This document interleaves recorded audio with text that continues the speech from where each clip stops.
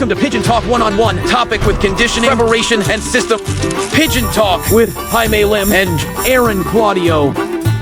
Pigeon Talk One-on-One, powered by Talomi Probiotics, Bear Sale, Wingmaster, Bona Mix, Royalties, Victory, Gasty Pro, Burlington, Mikusin, Haggis. Okay, kanino ka naka-acquire ng mga ibon?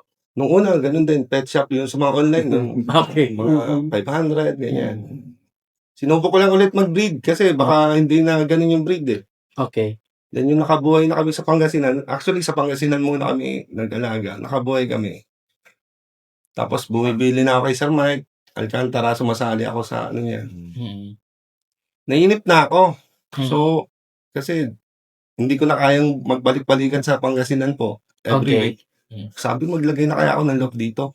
Okay. So, August 2021 ako naglagay ng loft dyan sa Tondo. Yung gumawa ng loft ko, sinuksukan niya ako pang south. Doon ako nag-start. Hindi po, si Mike. taga Cavite po yung gumawa po ng loft ko. Okay. Sinuksukan niya ako ng 4. Yun yung start ko sa WPFC. Ako nag-start. Lumaro. Then, di ba, patigil-tigil po yung laro nun eh. Pero, tumapos naman siya hanggang Matnog yata yun. Oo. Kasi wala naman nakador dahil pandemic, tama? Yes po. Pandemic yun. Then, 2022, yun na, PFC na ako naglaro.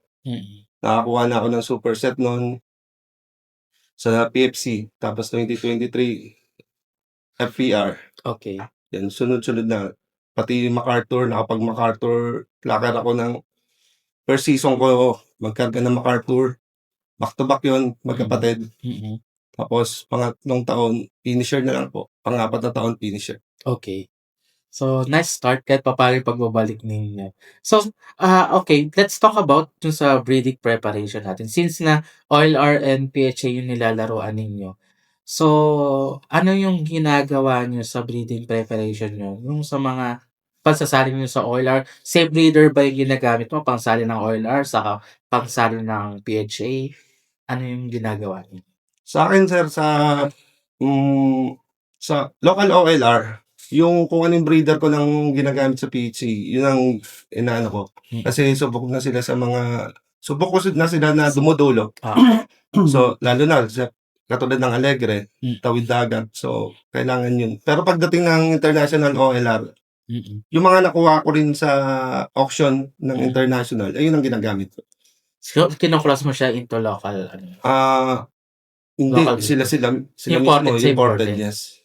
Ikaw, Ma'am Ning, Same lang din. imported sa Oo, imported. imported sa imported. Yung sa Pero, international. nagtatry din syempre ng imported sa Yes. local. Pero yung local, yung gumagawa na rito sa atin. Ganoon.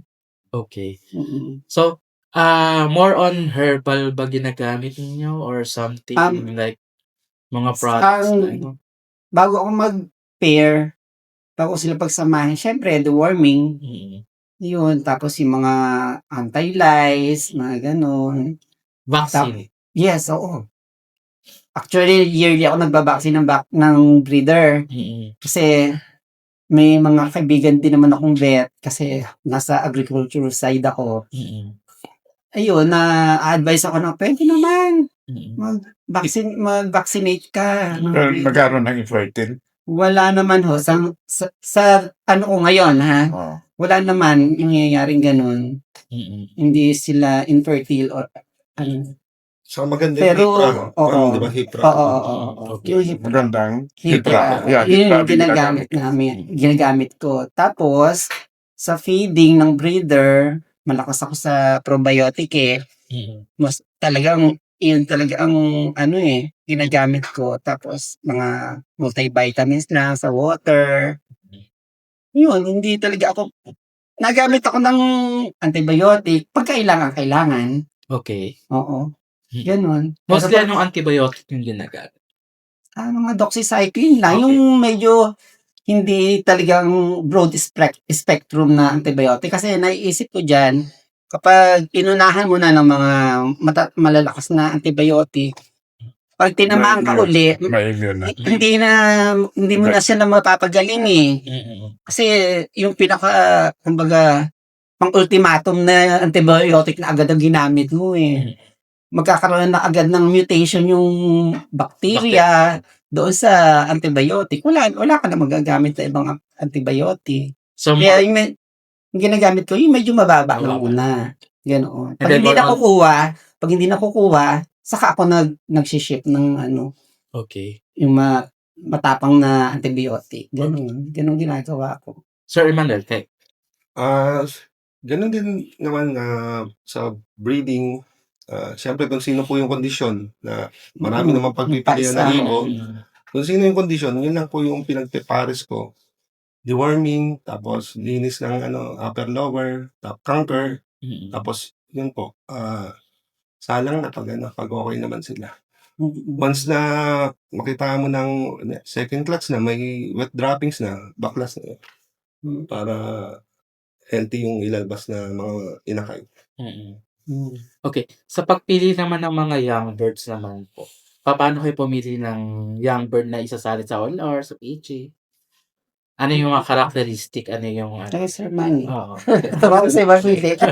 Kasi sa young bird, sa pagpili natin, lalo na pag club, hindi mo naman mapipili agad. Kasi syempre, Nasingsingan mo lang. 5 days pa lang. Singsingan, 5 days pa lang. no Kailangan choice na. lususok na yun, diba? So, no choice na. Sa pagdating sa OLR, syempre yung katawan, sa build ng mga katawan, sa feathers, kung sino yung mas, Kaya, pag nagbe-breed kami ng pang OLR, hanggat maaari, dinadamihan namin. Para may makapila selection. lang. Yung selection Maraming po. choices. Yes. And then, ayun, katulad kayo ma'am, di ba, alam ko may higpit kayo sa breeding, sa mga young bird, Siyempre, kayo. kasi nga, siyempre, mahal ang mga entry fee, shipping, mahal. Oo. Kailangan ipapasok mo, piling-pili na. Oo, ganun. Talagang Best of best talaga. oo, best of the best daw sa mga young birds mo. Tsaka yung galing sa linyada na talagang pinread mo para doon. Yes, kasi nire-represent natin ang Pilipinas sa international. Siyempre. So far, ang alam ganda ng mo, result natin no sa international, no?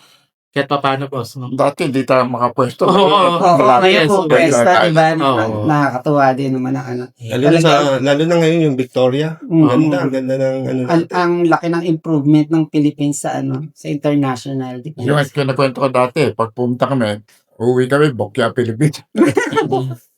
At least ngayon, may mga naiuwi na tayong mga certificates. Tsaka kasi, iba na rin yung linyada ngayon eh.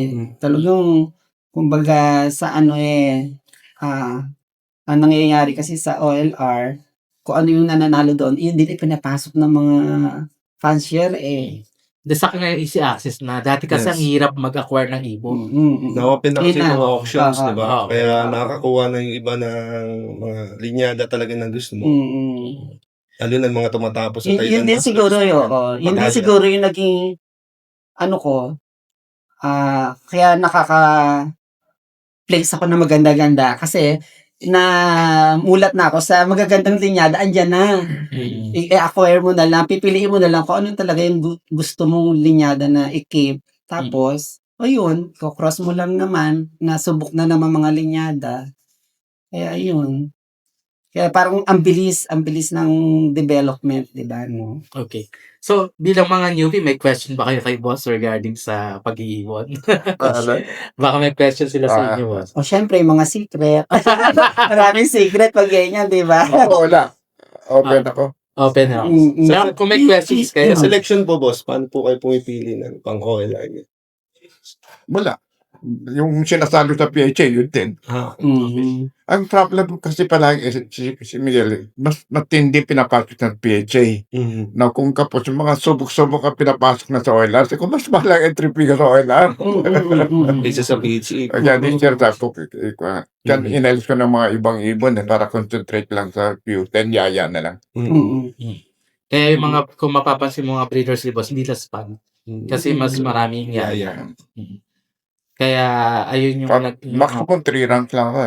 So, in 3 rounds, may yaya pa sila. So, halos hindi lahat pag